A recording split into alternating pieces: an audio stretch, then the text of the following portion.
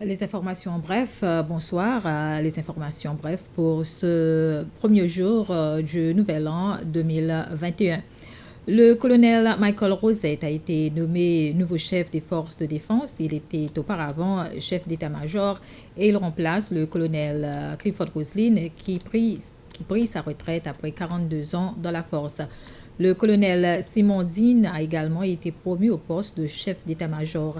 L'annonce a été faite ce matin lors d'une cérémonie tenue à State House. Il est de tradition chaque année que le président, en sa qualité de commandant en chef de l'armée, rencontre les officiers du SPDF, mais en vue des restrictions en place en raison des nouveaux cas de COVID-19 dans le pays. Cette année, la cérémonie a été plus discrète. Au cours de la cérémonie, 8 cadettes ont été promus au grade de sous-lieutenant après avoir suivi le cours nécessaire de 4 mois. Le sous-lieutenant Ryan Mussar a reçu l'épée d'honneur pour sa performance exceptionnelle pendant l'entraînement. Sept officiers de l'armée ont également été promus à divers grades du deuxième lieutenant au major. Le président Wavel Ramkalawan demande à la nation séchelloise de changer les habitudes. Dans son message de Nouvel An, le président Ramkalawan a dit que 2020 a été sans conteste l'une des années les plus difficiles et rien ne laisse encore présager que 2021 sera bien meilleur. Entre autres, il a dit qu'une nouvelle attitude envers le travail doit être adoptée dans le pays. Sur le plan économique, ça va être difficile. Le président a précisé que le ministre des Finances fera des nouvelles annonces dans son discours sur le budget.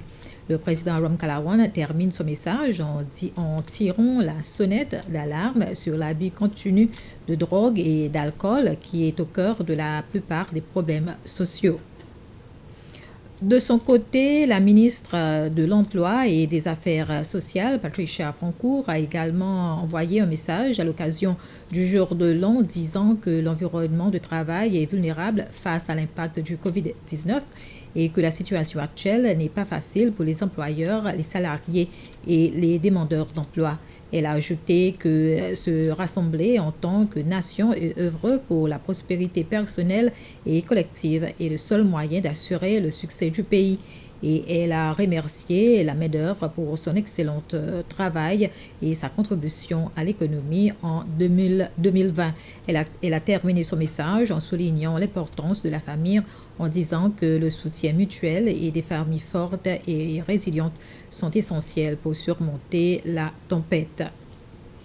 Le premier bébé des Seychelles en 2021 est né cet après-midi à 14h05 à l'hôpital des Seychelles.